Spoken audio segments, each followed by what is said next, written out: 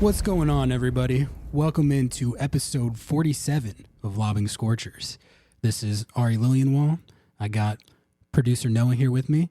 And Noah, we got another dub pod today. How are you feeling, man? Are the Sounders back?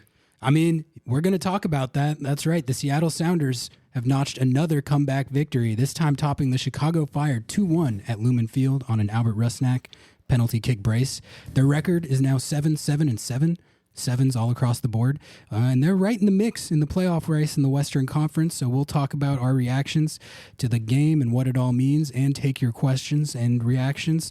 And after that, elsewhere in MLS, we had one of the craziest goals I've ever seen in MLS. Yeah. I'm excited to talk about that one. That was kind of a once-in-a-lifetime sort of occurrence that we saw there in the Atlanta United game, the game winner that they scored in their match against Toronto FC. And then we're also going to dive into some U.S. men's national team punditry. The U.S. men's national team, Noah, took the worst L of the Greg Berhalter era, I think, in Copa America. Hot take. The bots are not happy about it. I mean, we'll dive more into it, but it was bad. I don't know how many you could rightfully put above it.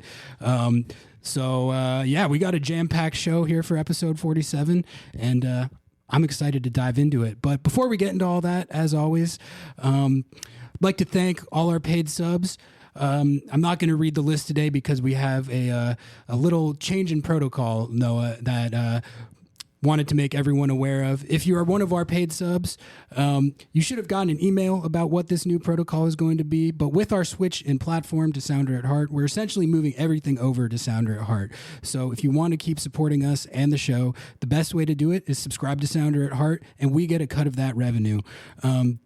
So that's a good time to mention that Lobbing Scorchers is a part of the Sounder at Heart podcast network now. So if you want to get the best independent Seattle soccer coverage, consider supporting us by going to sounderatheart.com/LS. Scroll down to subscribe and support to get 30 days completely free. Every sign up through our link helps grow and support the show. Wanted to make everyone aware of that migration. And if you have any questions about what that's going to look like, you can hit me or Noah up on Twitter or send us an email. But yeah, Noah, did you have anything else you wanted to add on that? No, that's perfect. You should be getting an email. You would have already gotten it by the time you're listening to this, and check your spam, I don't know. Sounderatheart.com/LS. If you want to support the show, that's where to go. If you haven't done so yet, you're listening to this, subscribe to the Lobbing Scorchers YouTube. We're closing in on the 200 goal, Noah. Yeah, I didn't even check it today. Yeah, I haven't looked at it either, but last time I checked, we were hard charging towards 200 subs on there. Oh yeah, 185. 185, we're getting there. So thank you to everyone who's supporting us on there as we try to grow our presence. And go ahead and just search Lobbing Scorchers YouTube, mash that subscribe button. Mm-hmm. I'd also like to thank Kenneth Wade, our first Sounder at Heart subscriber. We're trying to stack more on there, so if you haven't done so yet and you want to support the show, go ahead and go to sounderatheart.com/LS. And Joey Pasquinelli as well. We don't want to forget Joey. We didn't want to forget Joey. Kenneth and Joey, thank you. Appreciate you guys. You guys are going to help start the momentum as we execute this switch. We were doing too well. We had to start over. Yeah, exactly.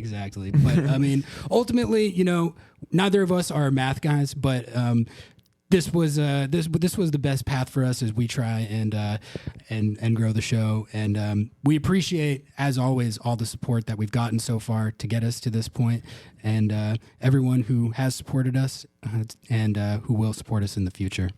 Unless you had anything else, Noah, let's dive into this Sounders game. Let's go. Because there's a lot to talk about with this one.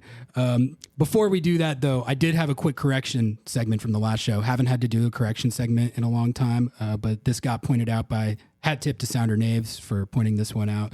When we were talking about Xherdan Shaqiri on the last show, I said that he played for Arsenal at one point. He did not play for Arsenal. I meant to say Liverpool. Got my red-kitted EPL teams mixed up, said the wrong club.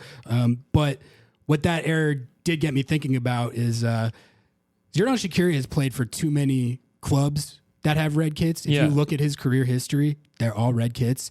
And Switzerland is also a red kitted team. So it's just it's confusing. Like You got to think about that. I know, but yeah, Xherdan Shaqiri. He never played for Arsenal, but he did play for Liverpool. He still could though.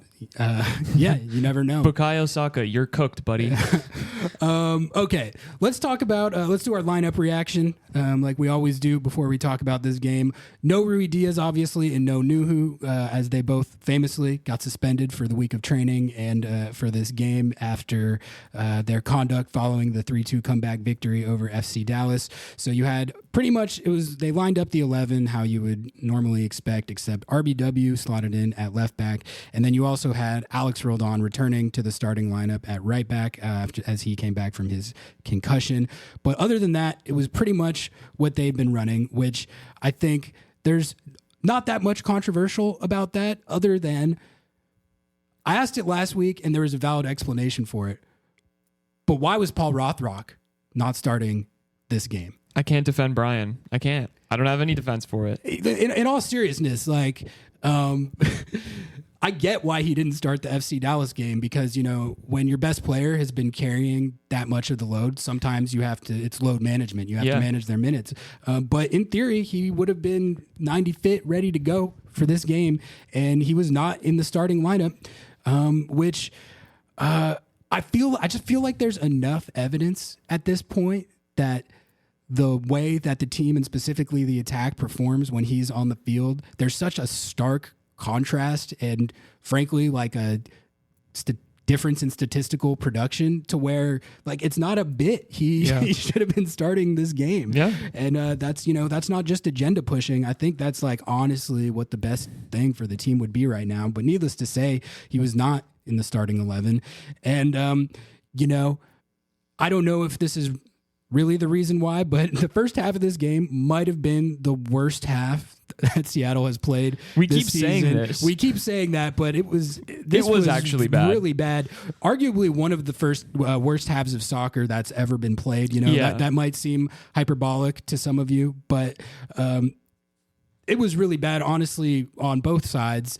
But I don't ever know what to make of the Apple XG numbers, but they had Seattle's XG in the first half at 0.11. That's insane. When you're playing one of the worst teams in the league at home, that's not necessarily the number that you want to see.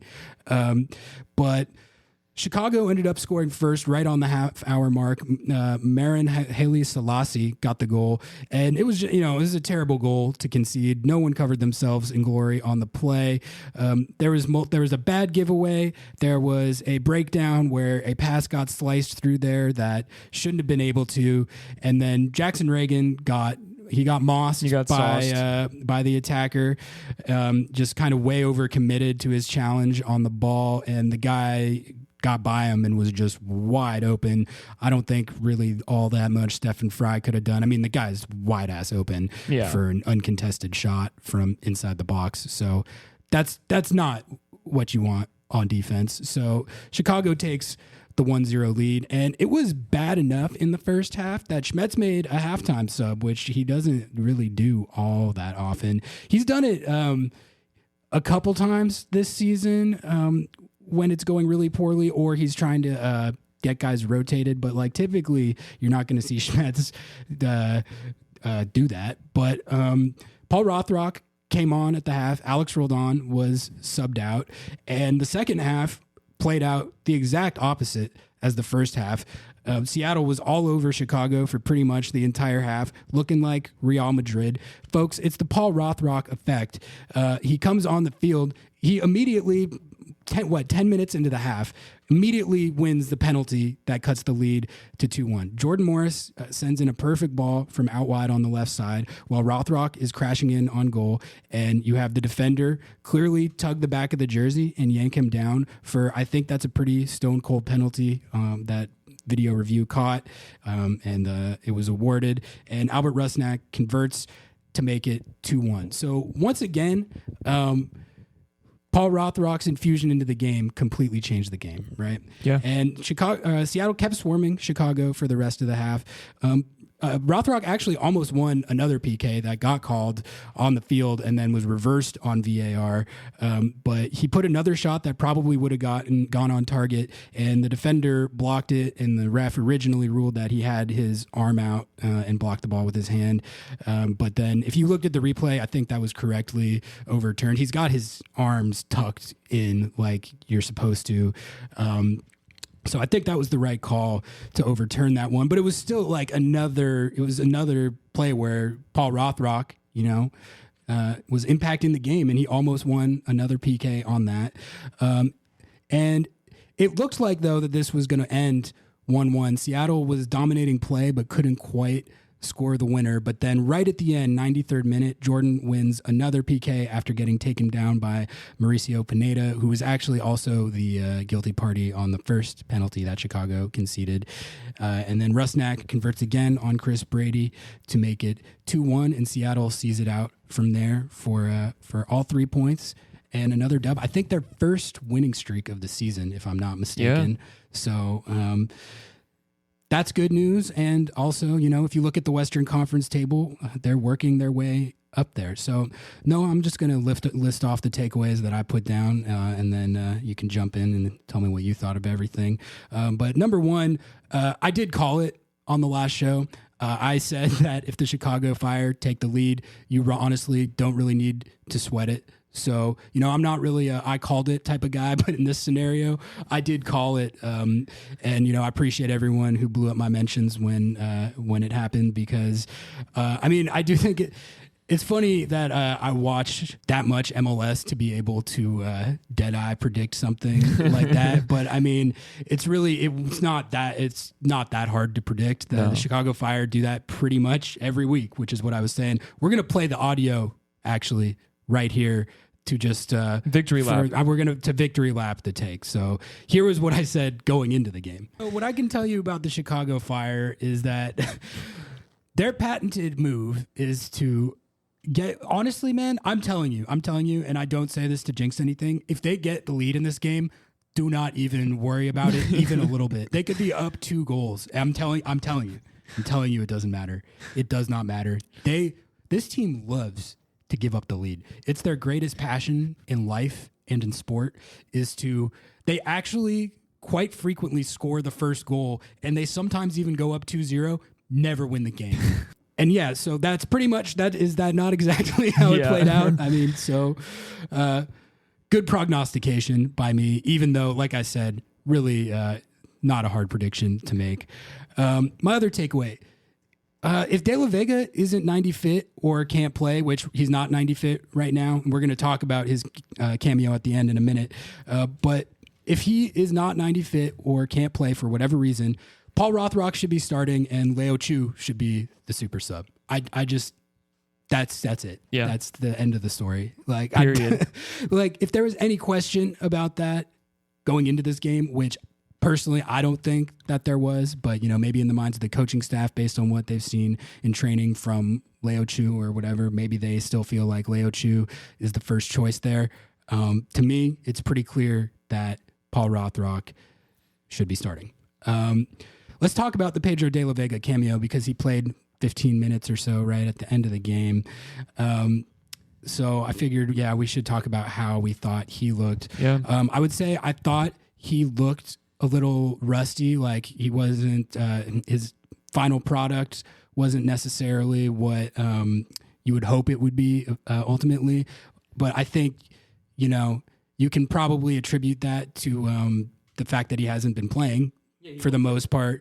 So I did think there was a little bit of rust involved, but I did see a couple things that I think kind of highlighted the type of stuff that he can bring to the table that this team doesn't really have right now, which is number one, like when he's isolated against a defender 1v1 in space, the ability to eliminate that defender and get around him and take advantage of that space. He had one play in particular where he's isolated out wide and he completely mossed the guy, got around him, and had a dangerous opportunity. Leo Chu, he doesn't really do that. There's been individual times where he's done that. But as far as like consistently being able to eliminate defenders 1v1, we just haven't seen it from him on a consistent basis. De La Vega, every time I've watched him play for Seattle, he's had a couple of moments like that. He did it again in this game. That is something that Seattle has not had enough of consistently. If he can provide that consistently, I think that is going to be a huge boost for this attack. So that was good to see. And then he also almost scored a goal on the play at the end where Christian Roldan had the shot that Chris Brady saved, and it fell towards De La Vega, and he was crashing on goal for the rebound. The defender cleared it just before he could get to it, but that was pretty close to being a goal for him, and it showed, I think, that he has a good understanding of positioning and where to be to ideally get in goal dangerous situations. He could have had a goal there. So those are my two positive takeaways from that cameo. The attribute of eliminating defenders 1v1 and the fact that he got pretty close to scoring a goal. Noah, what did you think of De La Vega in this game? I saw people freaking out because he didn't look like the savior of the team, but he's playing his first minutes in months. That he looked like a player who was playing his first minutes in months, and that's gonna happen. I was not really I was expecting to be more surprised at his fitness, considering they've held him out for so much longer, but you could tell that he was still getting back to it mentally and physically. Mm-hmm. But yeah, I mean, the run where he cut in on the end line and almost drew a penalty. I honestly thought it was a penalty shout too. Yeah, I forgot about that. That was my oh wow, I don't think I've ever seen a Sounders player play on the end line.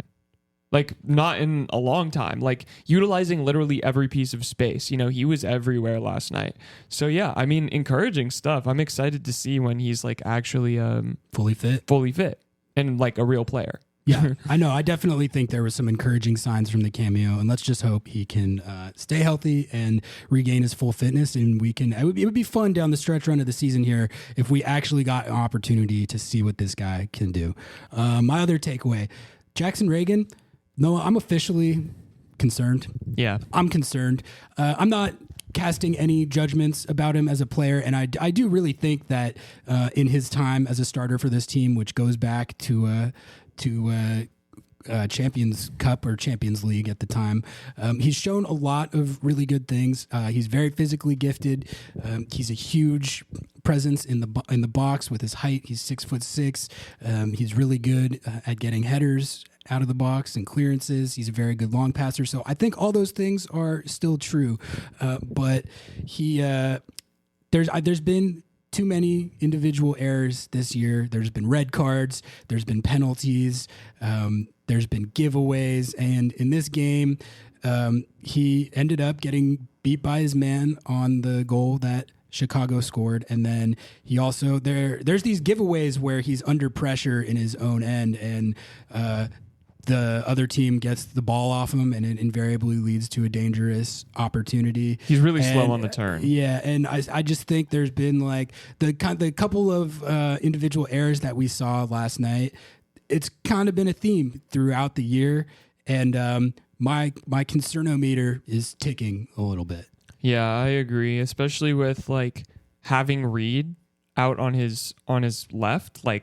Reed is a attacking minded wingback, and so he's not really going to help you out and recover super fast if you're beat. So he has to do even more when Reed's playing, and that's not a bad thing. That's originally how this team played for the longest time.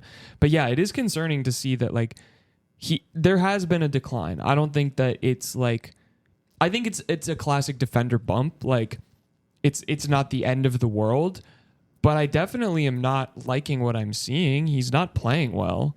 He's not playing terribly, but he's not playing to the standard we know that he can play, which you really can't do when, I mean, I guess the team's less anemic on offense, but when it was literally couldn't score a goal and you're shipping goals on stupid ass giveaways. Yeah. I mean, we saw how much it shrunk their margin of error a lot earlier this season. And,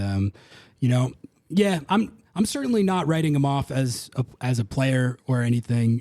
I'm just voicing my concerns. Agreed. My last takeaway here that I had written down is I feel like just in general things are evening out a little bit. So per Jeremiah Oshan of Sounder at Heart, great website. You should subscribe to it. SounderHeart.com/LS.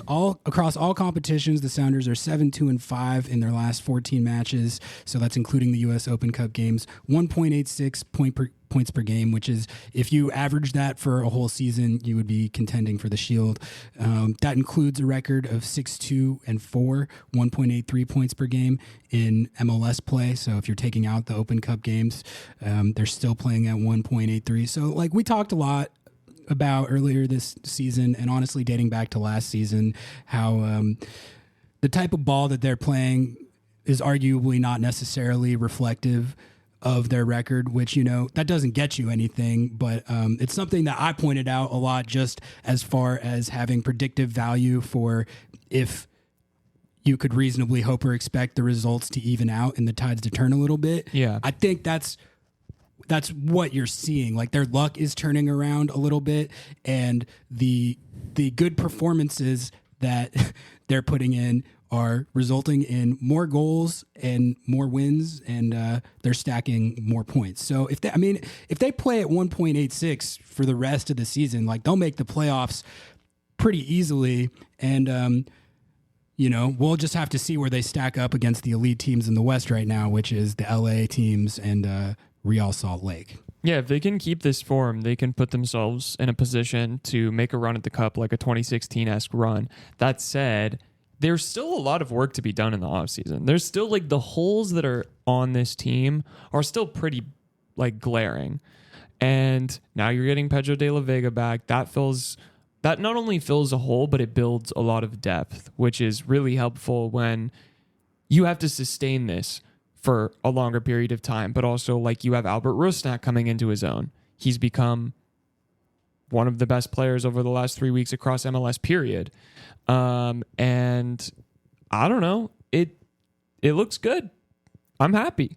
Yeah. Three dubs. I think, like you said, there's a lot of important storylines and decisions to be made over this offseason with Raul Ruidiaz's future. That's going to be a storyline for the rest of this season and into this upcoming transfer window. What's going to happen there, So they're going to, in all likelihood, have to sign a new DP number 9, and Albert Rusnak's status on the roster. I mean, that's going to be a good debate that's going to keep happening. I think those are the two main ones, but it's definitely not to say that those things are not going to remain issues and storylines, but I do think the turning of the tides, so to speak, has now taken place over a decently large sample size, and I'm interested to see if they can sustain it for the rest of the season here. Let's get into the agenda check, Noah. Does that sound good? Let's do it. I've got 4 written down here, so let's just dive right into it. Let's start with a player that we don't really talk about all that much on this show, Paul Rothrock. Agenda strengthened again. I mean, it's not a coincidence that in the first half, with him not on the field, you put in one of the worst halves that you've played all season, and then as soon as you put Paul Rothrock in, you look like one of the best teams in the league. Like, there is, I'm pretty sure that there's a correlation there, and he wins the first penalty that gets Seattle his first goal, almost wins another penalty, and just in general, once again, brought energy, juice, and swagger that completely changed the game. He's doing it every week. Like, I feel like I'm taking crazy pills a little bit sometimes when he plays like this, and then he's not in the lineup. It doesn't make any sense. The agenda is I didn't think it could get more strengthened, but he managed to he did it again. It's first team. It's first XI strengthened. It's crazy. He is a dynamic player. He is a player who crashes into the box, which apparently no other Sounder wants to do. The run he made on the penalty that he won, when was the last time Ruidiaz got that Never. close to the goal? Like, that's well, he did back like 4 years ago, but yeah. It's insane. I don't get it. And I don't even mean to like single out Rui Diaz there. It's just like pretty much any forward, like Moose, even Jordan's not scoring from that in close there. If the guy doesn't tug him down, he scores. He gets another goal, and like winning a penalty there, you don't get a goal contribution on the stat sheet. But I think like you can say that like Paul Rothrock gets like partial credit for that goal. He made the run that forced the guy to foul him in the box and won the penalty. He basically got the team a goal. Which is why I think Brian loves him, because that's the type of player he is. He's not going to be a $10 million flashy striker 9 or winger or anything like that. He is a day in, day out player, a guy who like will get down the field, make a run on empty, run back and defend. He's where he needs to be. He does his thing. Like, he is the antithesis of a Seattle Sounders player. Like, I'm not even joking. He is the perfect Seattle Sounders player. And he is whatever's above heaven. That's where his agenda is right now. Yeah. I mean, he has to start against the Revs. If he's not starting against the Revs. Why are we playing Leo Chu? I mean, so that's sort of, it gets to another issue. We're getting on a tangent here. We'll get into it in questions. Let's keep it moving. All right. Next agenda. Rusnak is terrible agenda.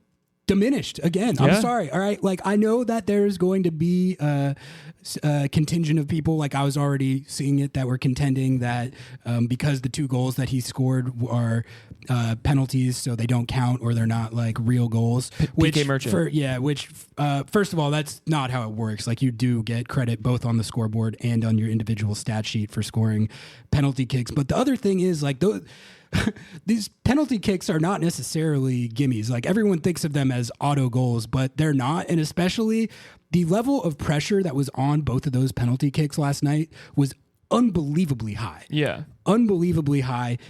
He had to make those. Otherwise, Seattle would have been in danger of not getting the result. He stepped up and he really came through in a pressure moment. And like you said, honestly, he's been, if you just look across the leagues, he's been one of the best attacking players in the league for the last few weeks here.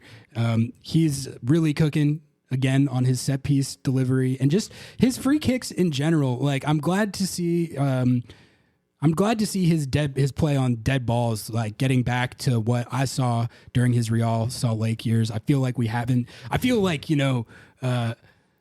finally, that's when they signed him. That's what I thought they were getting. We just haven't really seen it consistently, but we're seeing that. And the penalties that he hit last night were huge. Yeah, dude, 4 assists and 2 goals in the last 4 games. What do you want? That's a DP. Yeah. I'm sorry. That's what you want. Like, maybe he's not a forever DP, but I gotta say, I was wrong. Yeah. I was wrong. I would say, like, he does have to sustain it. Yeah. But, like, if we're just looking at the last few weeks, he is producing how you want and need your DP number 10 to produce. So, once again, the vocal anti-Rusnak majority, a tough week for them. RBW agenda, I have unchanged. I thought he was solid, if unspectacular. I want to see him use that kind of propensity for getting forward and creating danger. I want to see him use that a little more. We've talked a few times, Noah, about kind of the effect that the lack of a Jovan Jones / Brad Smith type player, like how this team could kind of use that. I think if there's anyone on the roster that has the potential to provide those types of attributes, it's RBW, right? So I want to see him do that more. And I think he has the ability to be that type of player. I don't know if he's going to be. Do you remember the year where Jovan Jones had like 11 assists? You know, I don't know if RBW will. I think, but that's like if he hits his ceiling at that position, I think that's sort of the type of player and the type of output that you'd want him to get to. Yeah.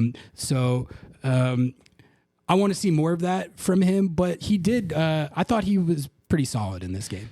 I don't want to like compare him to another young prospect because it's completely different situations. But like if you look at Obed, you can kind of slot Obed in with any group of players and he's going to perform well.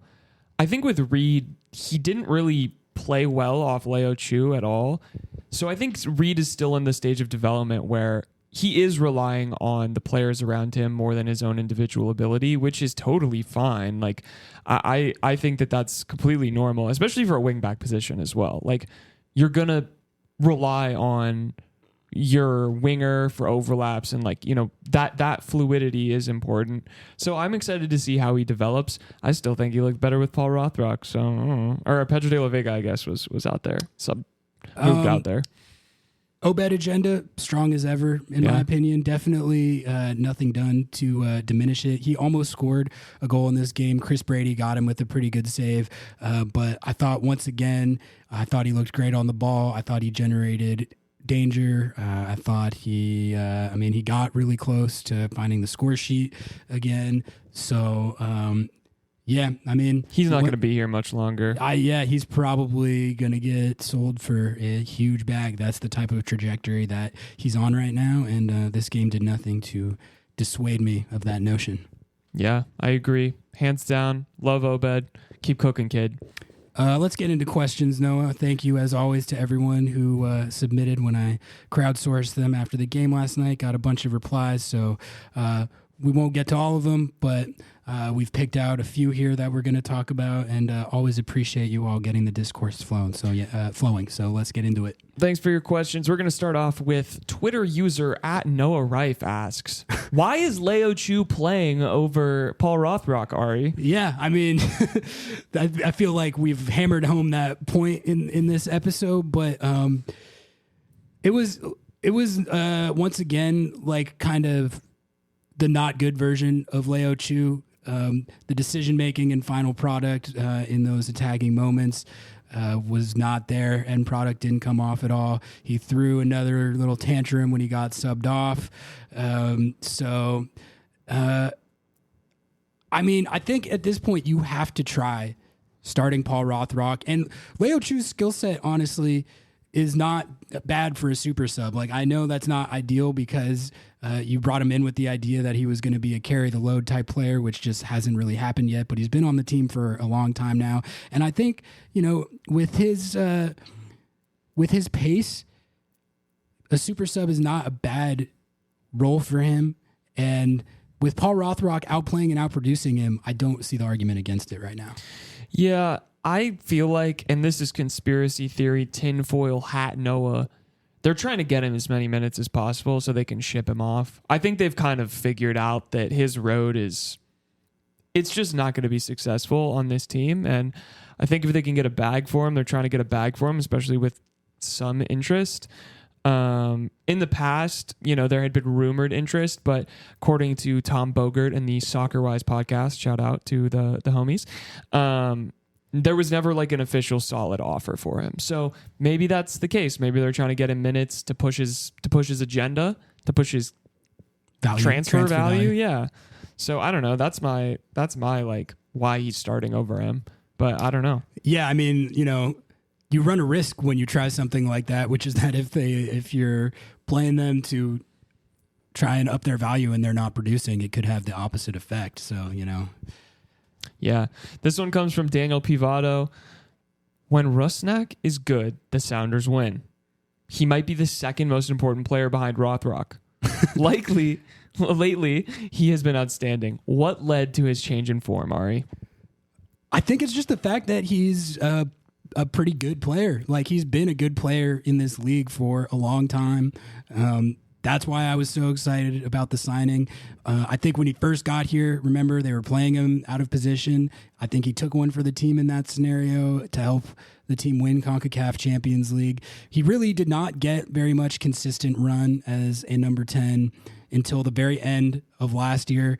I think for the first part of this year, the whole offense was struggling. You know, it wasn't just him, but I think as things have evened out and the whole rest of the attack has started playing better, you are seeing the type of player that he is and has been in this league for a long time, and it's resulted in him, you know, finally putting up the numbers on the stat sheet to reflect that. I mean, I really like his set pieces the last few weeks. I think, you know, I watched a whole lot of the league a lot and his set pieces the last few weeks have been the best in the league.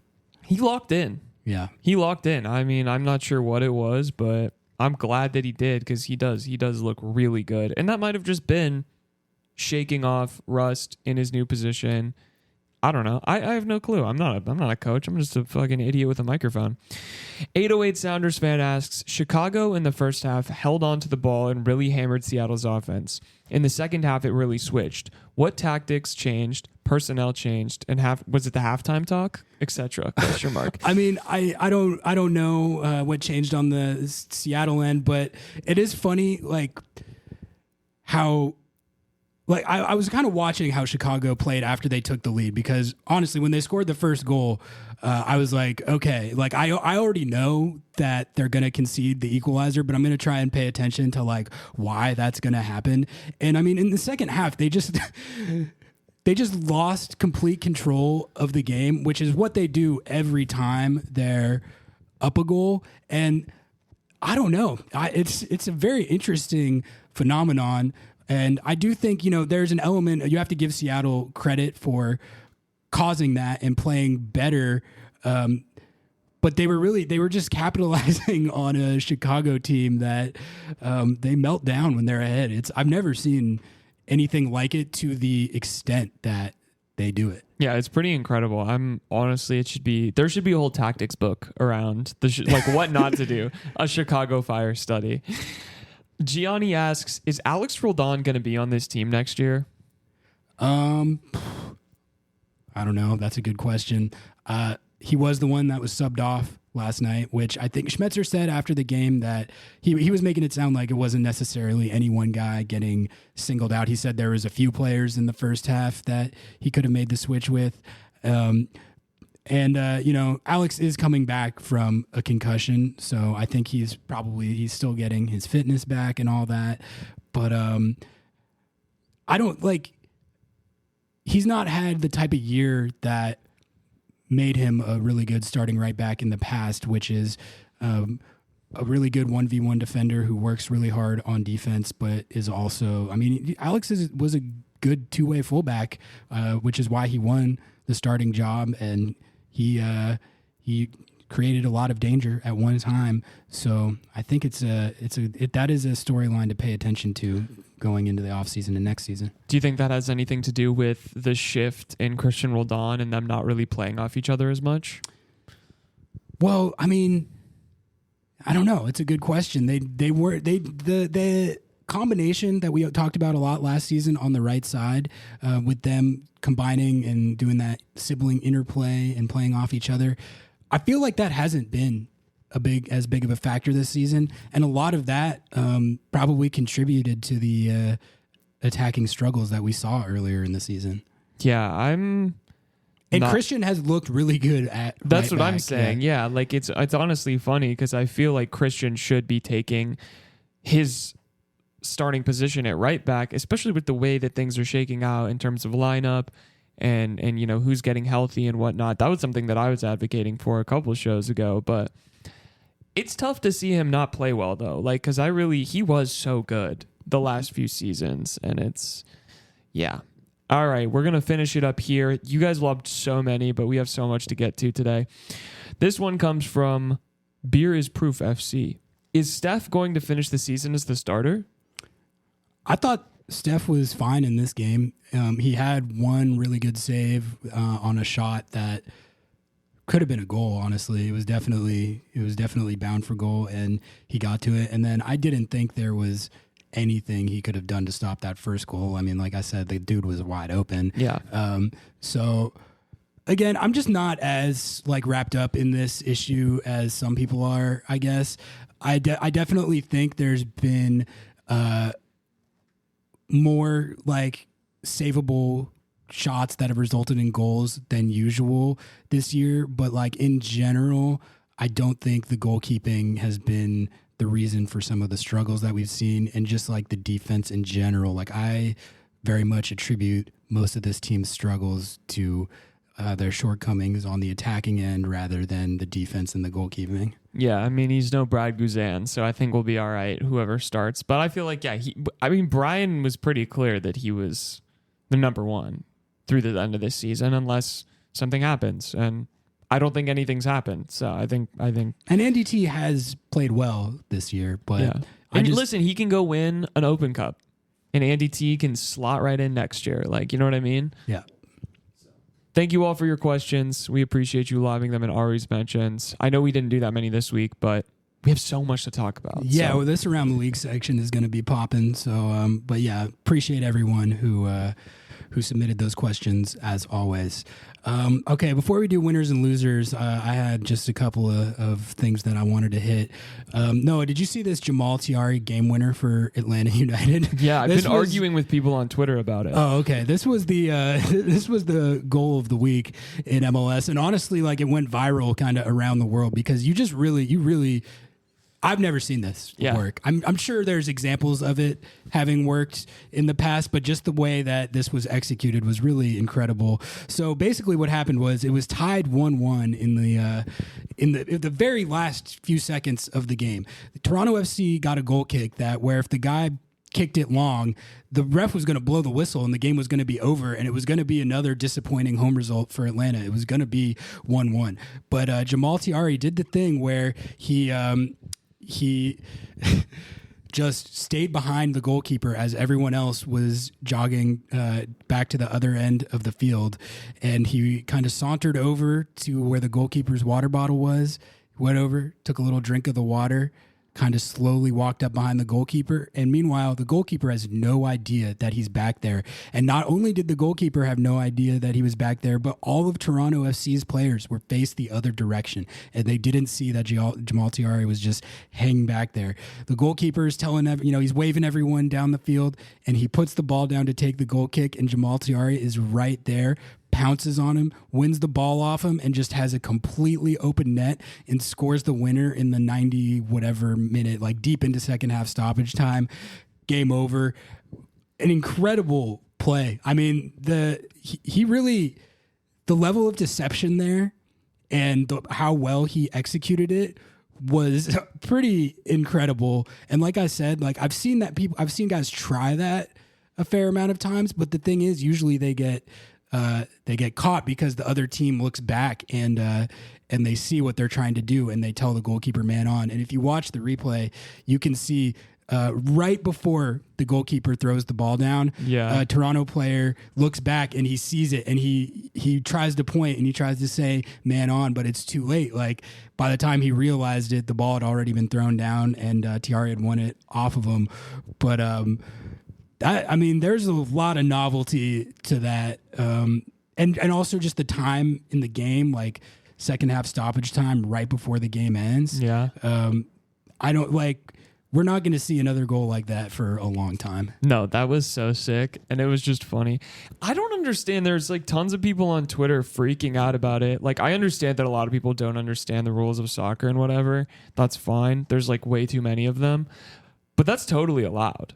Totally allowed. And like people are like, well, he stepped off the field. Guys, you can step out of the field of play and come back in. That is completely allowed. And there's no like offside is not. There's no offside on a goal kick. Yeah, or when the other team has the ball there, right? So yeah, that's not in consideration. And really, like, I think it's one of those things where if you can pull it off, like, more power to you. Like, it pretty much never works because either the goalkeeper realizes that you're there or one of his teammates sees you and points it out. Yeah. So just the sequence of events that had to take place for that to work is just defying the odds. It was so sick. Jordi Alba scored an incredible golazo for Inter Miami in their 2-1 win at Nashville SC. And my takeaway from that was, Inter Miami, they've been playing without Lionel Messi and Luis Suarez and Matias Rojas as they're all on Copa America duty. So Jordi Alba and Sergio Busquets have been helping hold it down for Inter Miami, and they've still been taking wins, even playing without all those guys. But really, I was just thinking about how it's been fun to watch Jordi Alba and Busquets because I think I've mentioned this before, but when those prime Barcelona teams where all these guys were on the team, I never really watched those games live. Like, I would see the highlights, but I feel like I didn't get like a really good idea of what made them some of the greatest teams of all time, because I wasn't really watching the full games. And I think watching them when they're all playing for Inter Miami, like it's kind of the first time I've really gotten a true appreciation for just like the type of soccer that can be played when you put all these guys on the same team on the field at the same time.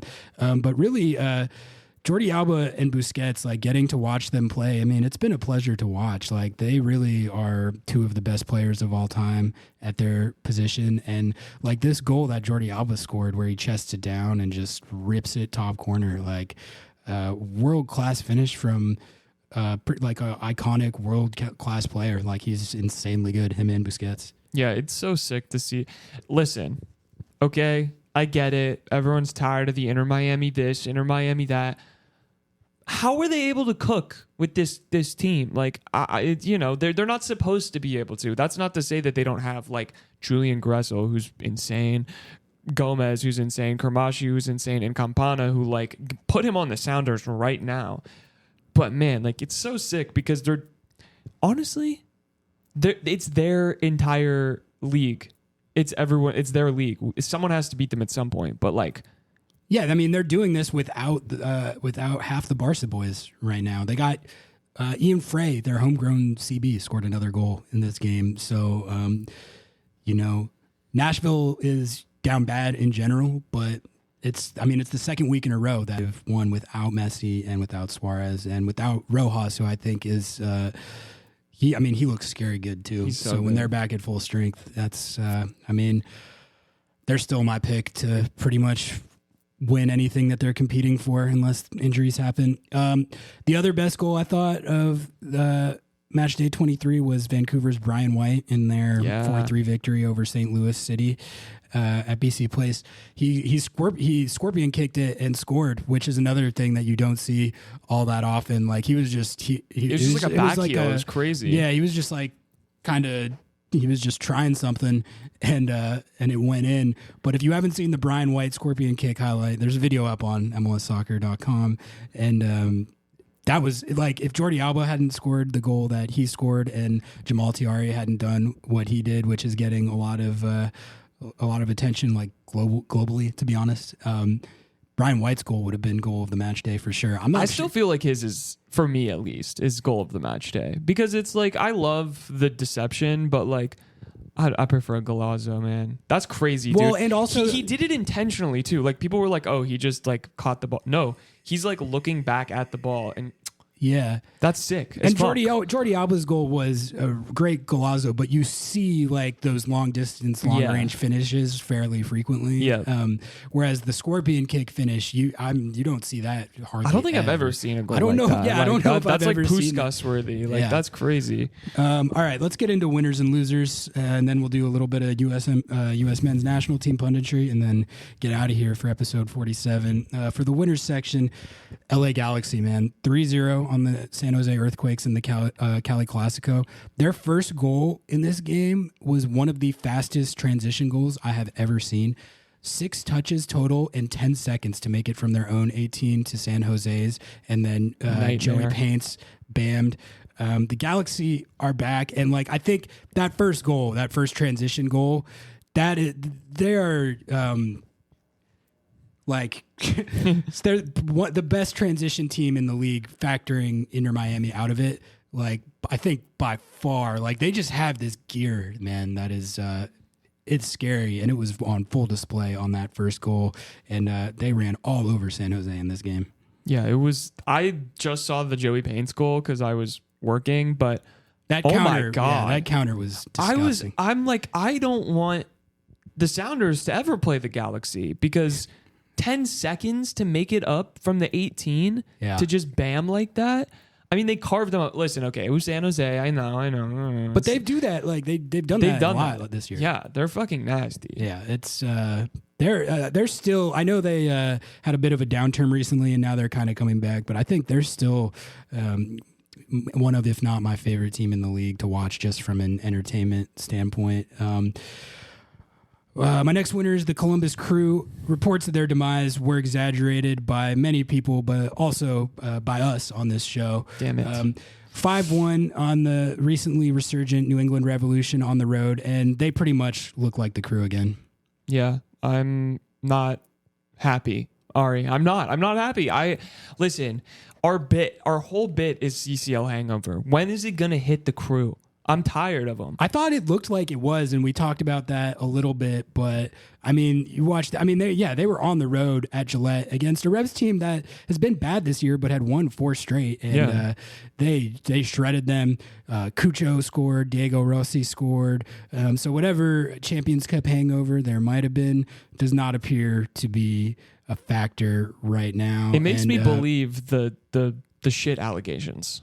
The poison allegations. Exactly. Like it actually makes me believe that. What if they could have played like that in the final?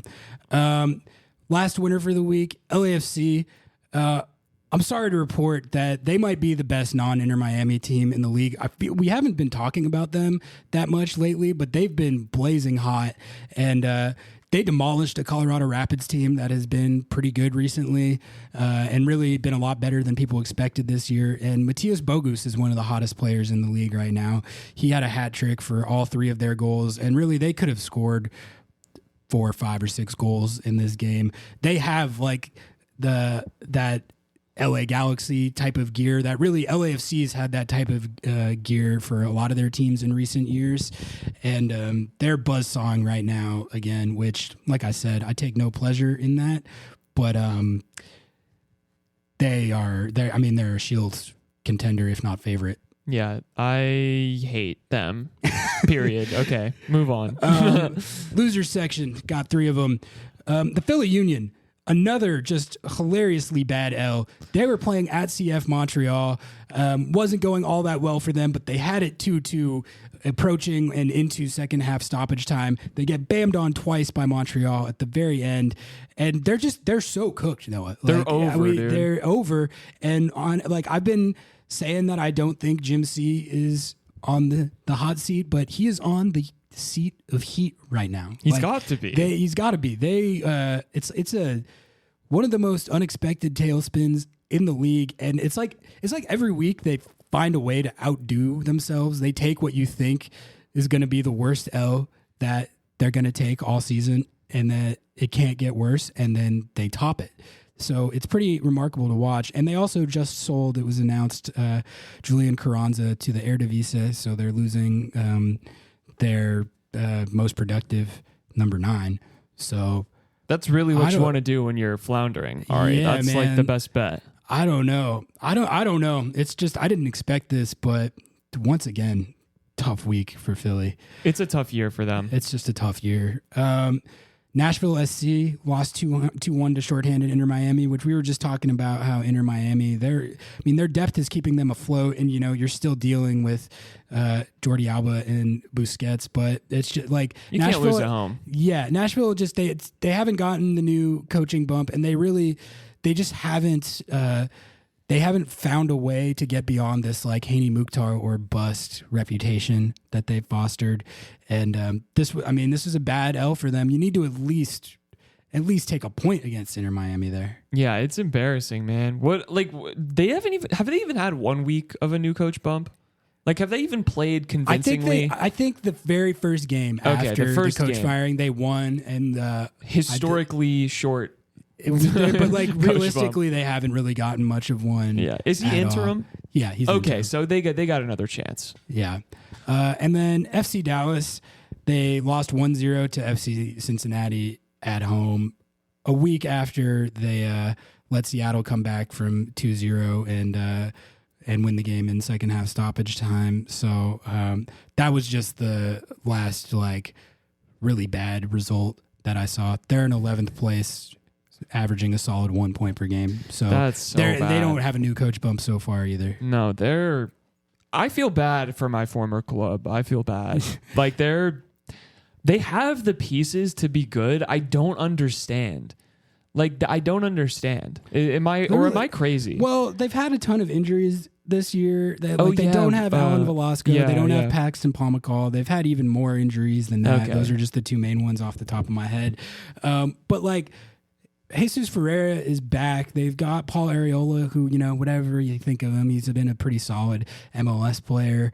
And Pitar Musa is been heating up, so I don't know. We'll see. But like I said, no new coach bump really for them so far. All right, let's talk about this U.S. men's national team game. Oh, thank God. Because, this is what I've been waiting for, Ari. Oh, yeah, the bots are not happy, Noah. It's tough. So U.S. is playing in Copa America right now, obviously, and they won their first group stage game 2-0 against Bolivia. Looked pretty good. Probably could have won the game by more, but looked like a pretty one-sided game to me. Had Panama next, Panama is like a mid-level CONCACAF team that the U.S. has played a lot of times. And, anytime you're playing a CONCACAF opponent, nothing is ever a given. But with the level of talent that we have now on this team, you would expect the U.S. to be able to handle Panama. Not the case. Not only did they not tie the game, a 2-1 L to Panama in the group stage of Copa America, and now everything is on the ropes. Basically, Panama is expected to beat Bolivia, who Bolivia looked pretty overmatched so far in the Copa. So I think you have to assume that Panama is going to beat Bolivia. And if that happens, then correct me if I'm wrong, but then we have to beat Uruguay. We can't tie. We need to beat Uruguay, which they're one of the best teams in the world. So everything just feels like it's teetering right now. And let's talk about the game real quick, like how this L happened. So the U.S. came out on the front foot. They had a goal get taken off by VAR, but that was Tim Ream was just barely offside, and it was that we were playing pretty well. Okay, and then Tim Weah really early in the game, in the 21st minute or whatever, gets one of the dumbest fucking red cards that you can possibly get. Okay, he got baited into it. The guy was messing with him, and he basically punched him in the head, which he correctly got sent off and also suspended 2 additional games, rightfully, for that. And, dude, you can't do it, man. You can't do it. You have to be able to maintain your composure and not take the bait in that scenario. That is, it's inexcusable. And, I guess it got me thinking about another question, which is that is Tim Weah good? Ooh, uh-oh. I don't know. I'm not saying he's necessarily not good, but, when I look at it, I feel like he's been a pretty mid player at the club level. And when I look at what he's done for the U.S., he's been pretty good at times, I would say, but he's definitely not been super amazing. And he pissed me off so bad with this. We probably win that game, I think, if it keeps going how it had been going. If he doesn't get that red card, we still almost pulled off the tie, and then they scored the game winner right at the end in the 83rd minute or whatever. But it's just the principle of it, you need, like I said, you need to be able to keep your head in that situation. I wanted to talk about, what this means for Greg Berhalter, because I think that's obviously always a hot button issue, but really so I think I mostly blame the player in that situation. But I think there is a percentage of the blame that does go on the coach. I don't know what he told the team before the game, but if you're the coach in this situation, one of the main things that you need to be hammering into these guys' heads, which is they are going to try and mess with you. They are going to try and bait you into doing something stupid that will get you sent off. That is one of their main objectives in this game. You cannot, by any stretch of the imagination, take that bait and get yourself sent off and put us down a man for any part of this game. That is one of the number one things that you need to be cognizant of and aware of. So I don't know if he did that messaging and Tim Weah just ignored it, which, if that's the case, then good luck, buddy. And it's I do think it's mostly the player's fault, but if the players are disregarding what you're saying, that's not good either. So I do blame both of them. And, we're in real danger right now of crashing out in the group stage of this tournament. And a lot of pundits have said if that happens, Berhalter is probably getting fired. I think The US, that's decently likely that would actually happen. Like, especially when you factor in just the circumstances of it, with just a terrible lack of discipline, and really you would be blowing one of your biggest opportunity to play high level games in a high level tournament before you host the World Cup. I mean, I think it's real. It's on the table. Yeah, I mean, I saw a report that said that U.S. Soccer's not going to let him go, even if they do bomb out, which I think is even funnier to me. I'm in this tournament for the most chaos, I think. I'm just like, at this point, man, I can't take the bots. I can't. But what a dumb play. I'm sorry. Like, I understand that he is retaliating because of the play on Matt Turner, and I understand that, like, the guy was messing with him. But yeah, it's like, dude, we created this country. You know that they're gonna fuck with you. Like, yeah, it's like, I actually agree with you. I think that Greg Berhalter did a terrible job at actually preparing them for this game. Also, how many times have they played Panama? Like, they're in CONCACAF. You know how this goes, man. Yeah, you know it's happened before too, with this team. Yeah, like there's like, remember the Serginho Dest red card in Nations League? Same idea. Like, you have to be able to like keep your cool in those situations. That's part of the job when you're playing these CONCACAF teams. Like, the fact that this has happened multiple times and that it happened in a Copa game, it's ridiculous, man. It's not like acceptable. I don't really know what else to say. It's crazy. Yeah, I'm gonna say something super controversial, but like, say it. Jordan Morris doesn't get sent off there. But on a serious note, these players are playing at a really high level, or they're playing in leagues that are honestly just less physical than any of the CONCACAF nations, MLS or just included. less crazy shithousery. Yeah. Like, I understand that, like, this team against fucking England, which actually not, but like this team theoretically on paper against England that's like the type of soccer you want to compete. You know, it's real soccer, buddy. You play in CONCACAF. Like, what do you expect to happen? You're playing CONMEBOL teams too. Like, there's shithousery there too. Like, I think it's funny that there's like literally no MLS players on this roster when sometimes you need that. Sometimes you need someone who's like, oh yeah, I played in CCO. Like, I had to go down to Mexico and like, I got a bottle thrown in my head and my entire ankle got ripped off by a stud. Like, but I'm still up here playing, you know? I don't know. That's my hot take. Like, I think that, I'm sure some stupid bot would call them soft or something, which I don't think is the case. I just think that this is a different level of soccer than they're used to playing at, but for better or for worse. Yeah, I mean, it's one of the worst red cards I've ever seen. We play Uruguay on July 1st, so I guess the last question I wanted to talk about was, do you think that we can beat Uruguay if it comes to it? I don't. No. Like, I don't. I think, I don't trust this team at all to pull that off. No. I mean, Uruguay is so good, and it's just, I don't know, man. Sometimes, like, I still think that this team has a lot of talent, more talent than it's ever had in the player pool, and I still really believe in the upside of a lot of these guys. But sometimes it's just like when with a moment like that and a game like that, it's like, where's your head at? Like, it makes no sense. Are you thinking? Like, are you present in this moment? Like, what is going on? Also, calm down, bro. You're in Arlington, Texas. Like, I don't know. You know what I mean? It's like, you're at home. You have all of your fans behind you. Yes, they took a shot at your keeper. Yes, they injured him. All right. Blow them off the field. You have the opportunity to actually do what you're there to do, embarrass them, and they just still couldn't even do it. I don't understand. I don't get it.